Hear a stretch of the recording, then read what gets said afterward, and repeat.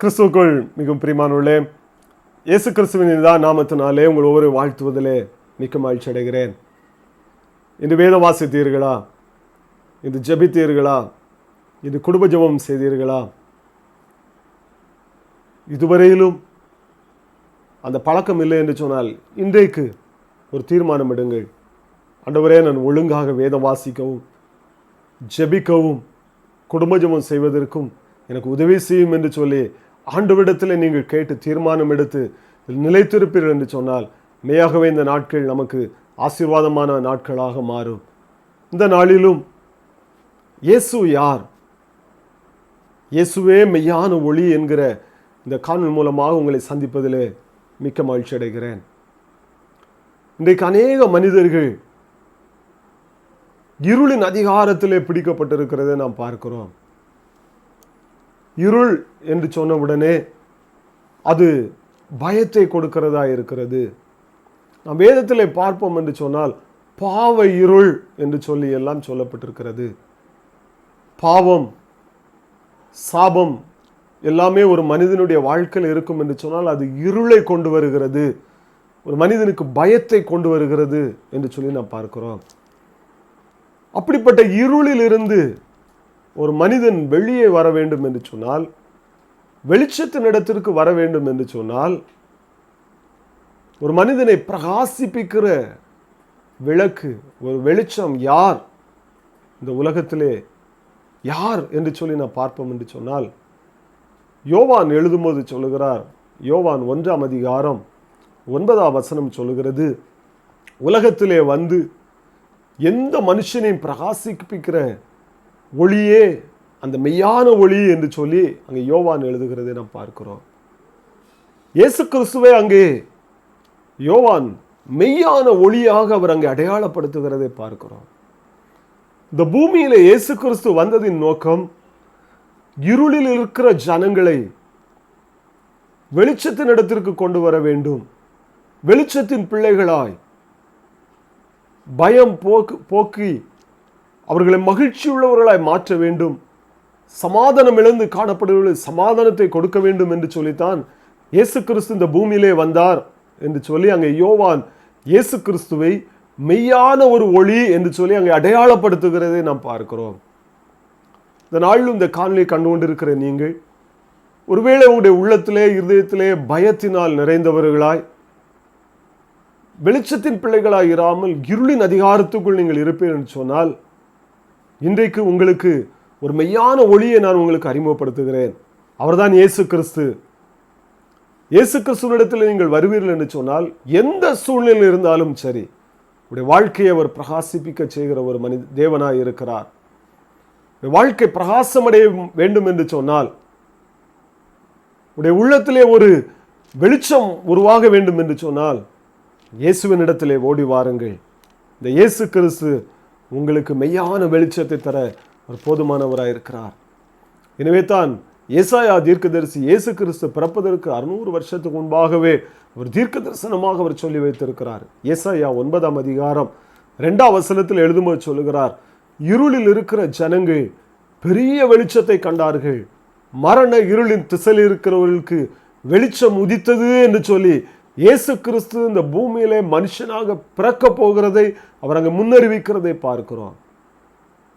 பாருங்கள், மரண இருளின் அதிகாரத்திலே அந்த பயத்திலே இருக்கிறவர்களை எல்லாம் மீட்டு கொள்ளும்படியாக வெளிச்சமாக இயேசு இந்த பூமியிலே வெளிப்பட்டார் என்று சொல்லி அங்கே ஏசாயா எழுதுகிறதை நான் பார்க்கிறோம். இதைத்தான் மல்கியா தீர்க்கதரிசியும் அவர் தீர்க்க தரிசனமாக எழுதும்போது சொல்லுகிறார். மல்கியா 4ஆம் அதிகாரம் 2ஆம் வசனத்திலே சொல்லப்பட்டிருக்கிறது, ஆனாலும் என் நாமத்துக்கு பயந்திருக்கிற உங்கள் மேல் நீதியின் சூரியன் உதிக்கும், அதன் செட்டைகளின் கீழ் ஆரோக்கியம் இருக்கும் என்று சொல்லி அங்கே மல்கியா சொல்லுகிறதை நான் பார்க்கிறோம். பாருங்கள், இயேசு கிறிஸ்துவுக்கு யார் பயந்திருக்கிறார்களோ, யார் பயந்து நடக்கிறார்களோ, அவரை தங்களுடைய சொந்த இரட்சகராக யார் ஏற்றுக்கொள்கிறார்களோ அவர்களுக்கு அவர் நீதியின் சூரியனாக வெளிப்படுகிறாராம். ஒரு சூரியன் நம்முடைய பூமியில நம்முடைய உலகத்திலே சூரியன் உதித்திருக்கும் பொழுது இருள் அகன்று ஓடி விடுகிறது. பாருங்கள், சூரியன் உதிப்பதற்கு முன்பாக இருள் இருக்கிறது. ஆனால் சூரியன் வந்துவிட்டது என்று சொன்னால், சூரியன் வரும்பொழுதே இருள் அகன்று ஓடிவிடுகிறது, வெளிச்சம் பிரகாசிக்கிறதே நாம் பார்க்கிறோம். எனவே தான் மல்கியா எழுதுகிறார், இயேசு கிறிஸ்து அவர் நீதியின் சூரியன் என்று சொல்லி அங்கே அவர் அங்கே காண்பிக்கிறதை நாம் பார்க்கிறோம்.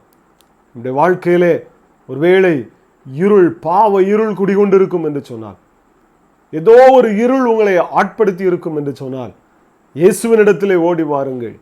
அவர் நீதியின் சூரியனாய் இருக்கிறார், உடைய வாழ்க்கையை பிரகாசிப்பிக்கிற ஒரு தேவனாய் இருக்கிறார் என்று சொல்லி வேதம் சொல்கிறது. யோவான் 12ஆம் அதிகாரம் 46ஆம் வசனத்திலே இயேசு கிறிஸ்து சொல்லும்போது சொல்லுகிறார், என்னிடத்தில் விசுவாசமாயிருக்கிறவன் எவனும் இருளில் இராதபடிக்கு நான் உலகத்திலே ஒளியாக வந்தேன் என்று சொல்லி ஆண்டவர் சொல்லுகிறார்.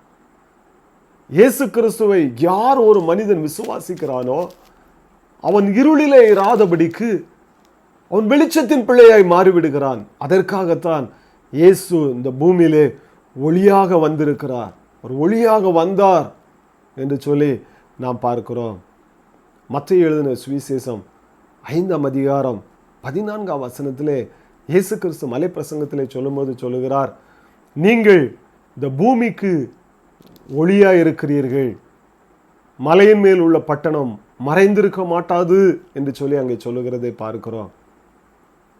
யார் ஒரு மனிதன் இயேசு கிறிஸ்துவனிடத்தில் வந்து அவரை தன்னுடைய சொந்த இரட்சகராக உள்ளத்தில் ஏற்றுக்கொள்கிறாரோ அவருடைய வாழ்க்கையிலே வெளிச்சம் உதிக்கிறது. அந்த மனிதனும் ஒளியாக மாறிவிடுகிறான். பாருங்கள், அந்த மனிதனுக்கு ஒளி கிடையாது, அவன் இருளின் அதிகாரத்தில் தான் இருந்தான். ஆனால் என்றைக்கு நீதியின் சூரியனாக இயேசு கிறிஸ்துவை தன்னுடைய வாழ்க்கையில் ஏற்றுக்கொள்கிறானோ, இயேசு கிறிஸ்துவனுடைய வாழ்க்கையில் வந்த உடனே அவனுடைய வாழ்க்கை ஆகிவிடுகிறதை நாம் பார்க்கிறோம்.